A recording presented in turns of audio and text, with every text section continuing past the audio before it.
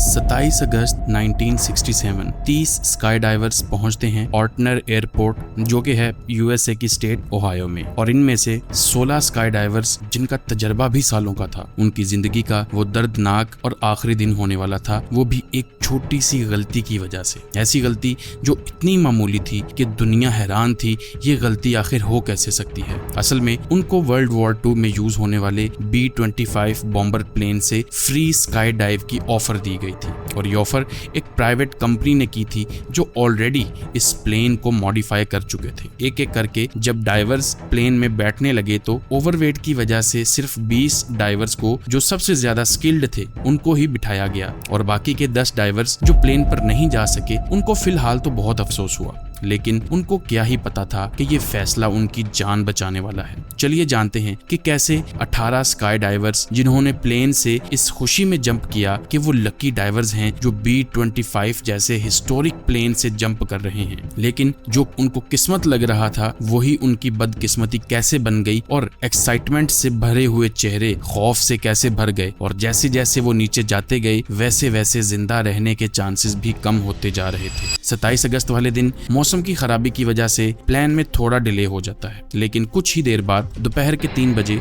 B-25 take off कर जाता है, जिसमें 20 स्काई डाइवर्स होते हैं। प्लान के मुताबिक B-25 बॉम्बर ने टेक ऑफ करके 18 डाइवर्स को 20,000 फीट की हाइट तक लेके जाना था, और इसी एयरपोर्ट के ठीक ऊपर ही इनको ड्रॉप करवाना था। बाकी के 2 डाइवर्स को 30,000 फीट की हाइट से जंप करवाना था। जैसे ही B-25 टेक ऑफ करता है उसके साथ ही एक छोटा प्लेन सेस्ना 180 भी एयरपोर्ट से टेक ऑफ करता है। इस प्लेन ने सिर्फ 12,000 फीट की हाइट तक रहकर स्काई डाइवर्स की मूवी रिकॉर्ड करनी थी। प्लान के मुताबिक B-25 अपनी यूजुअल स्पीड के साथ टारगेट हाइट तक पहुंच रहा था, और साथ में दोनों पायलट्स एयर ट्रैफिक कंट्रोलर यानी ATC से भी कांटेक्ट में थे, क्योंकि लोकेशन मालूम करना और किसी तरीके से पॉसिबल नहीं था, और ना ही उस दौर में GPS था। ATC से कांटेक्ट करके ही उनको अपनी लोकेशन का पता लगना था। B-25 टारगेटेड एल्टीट्यूड यानी 20,000 फीट की हाइट पर पहुंच चुका था। अब पायलट को सही लोकेशन पर जाके डाइवर्स को ड्रॉप करना था, तो पायलट ने ATC से कांटेक्ट किया। कंट्रोल टावर ने पायलट को बताया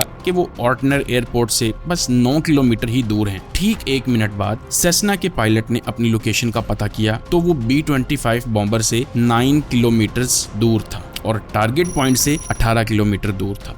मौसम भी खराब था और सेस्ना प्लेन से B-25 दिख भी नहीं रहा था। कुछ ही मिनट्स के बाद B-25 के पायलट ने दोबारा ATC से अपनी लोकेशन कंफर्म की। अब वो एयरपोर्ट के ठीक ऊपर थे, तो पायलट ने डाइवर्स को जंप करने का इशारा किया। जैसे ही डाइवर्स जंप करते हैं उसी वक्त एक गलती हो चुकी थी जो इन सब डाइवर्स की आंखों को बंद करने वाली थी। टेम्परेचर -30 होने की वजह से सब डाइवर्स ने एक्स्ट्रा लेयर पहन रखी थी जंप सूट के साथ। जैसे ही सबने छलांग लगाई उनको कुछ भी दिख नहीं रहा था घने बादलों की वजह से, तो उन्होंने डिसाइड किया कि बादलों से गुजर जाने के बाद वो अपने पैराशूट्स को डिप्लॉय करेंगे। बादल खत्म हुए तो सब डाइवर्स देखते हैं कि नीचे तो हर तरफ पानी ही पानी है, और इनको तो लैंड करना था जमीन पर। असल में डाइवर्स लेक एरी के ऊपर थे जो ऑर्टनर एयरपोर्ट के बिल्कुल साथ थी, और ये दुनिया की 4th बिगेस्ट लेक है और कई 100 किलोमीटर तक फैली हुई है। खैर, पायलट्स अब 3,000 फीट की हाइट पर ही थे, तो उन्होंने फौरन से पहले अपने पैराशूट्स को डिप्लॉय किया ताकि किसी तरह वो लेक के बॉर्डर पर जमीन के जितना करीब हो सके लैंड करें, लेकिन अफसोस ऐसा ना हो सका। जिस जगह उन्होंने पानी में लैंड किया वो जमीन से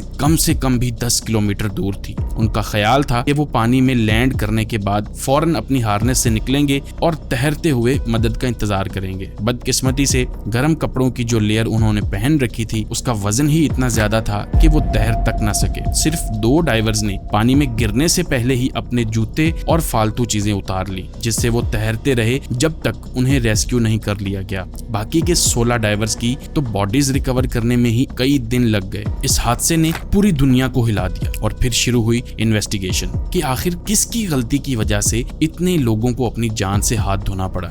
ATC का कहना था कि जब B-25 ने डाइवर्स को ड्रॉप किया उस टाइम वो लेक एरी से 10 किलोमीटर दूर एयरपोर्ट के बिल्कुल ऊपर थे और कहने लगे तेज हवाओं की वजह से स्काई डाइवर्स ड्रिफ्ट होकर लेक एरी में जा पहुंचे। ये भी हो सकता था कि वाकई ही स्काई डाइवर्स ड्रिफ्ट होकर लेक के ऊपर गए हों, लेकिन अगर एक सेकंड के लिए बात मान भी लें तो इसका मतलब ये हुआ कि हवाओं ने स्काई डाइवर्स को टोटल 20 किलोमीटर ड्रिफ्ट किया था, 10 किलोमीटर ऑर्डिनरी एयरपोर्ट से और फिर 10 किलोमीटर मजीद लेक के अंदर। एक्सपर्ट्स ने उस दिन की हवा की स्पीड और डाइविंग की ऊंचाई से कैलकुलेशन की तो पता चला कि डाइवर्स ज्यादा से ज्यादा 5 किलोमीटर तक ड्रिफ्ट कर सकते थे। यानी ATC के बयान में कुछ ना कुछ गड़बड़ जरूर थी। ये तो था ATC का क्लेम, लेकिन B-25 और सेस्ना प्लेन के पायलट्स का कहना था कि हमें हमारी लोकेशन ही गलत बताई गई थी। आखिरकार इन्वेस्टिगेशन में ये बात निकल कर आई कि जिस वक्त दोनों पायलट्स ने ATC से अपनी लोकेशन पूछी थी उसी वक्त कंट्रोल रूम में कंट्रोलर्स की शिफ्ट चेंज हुई और दूसरे कंट्रोलर ने B-25 को जो लोकेशन बताई थी वो असल में सेस्ना की लोकेशन थी। यानी जब B-25 के पायलट को ये बताया गया कि वो ऑर्डिनरी एयरपोर्ट पर है, असल में उस वक्त सेस्ना 180 एयरपोर्ट के ऊपर था और B-25 लेक के ऊपर। इसके अलावा डाइवर्स और पायलट्स से भी ये गलती हुई कि उन्होंने एविएशन के लॉज के खिलाफ जाकर टारगेट को देखे बिना जंप किया। फिर 16 पायलट्स की याद में अगले 2 सालों तक जितने भी दूसरे स्काई डाइवर्स थे खुद को जानबूझकर इस लेक में लैंड करवाते रहे। 1972 में कोर्ट ने फेडरल एविएशन अथॉरिटी को इन 16 डाइवर्स की मौत का जिम्मेदार ठहराया और B-25 के पायलट का लाइसेंस हमेशा हमेशा के लिए कैंसिल कर दिया। इसके अलावा स्काई डाइवर्स के लिए ये रूल बना दिया गया कि वो किसी भी वाटर बॉडी से कम 50 किलोमीटर दूर ही जंप कर सकेंगे। उम्मीद है आपको ये वीडियो पसंद आई होगी। ऐसी ही वीडियोस अगर देखना चाहते हैं तो हमारे चैनल को सब्सक्राइब कर लीजिए। मिलते हैं अगली वीडियो में। अल्लाह हाफिज।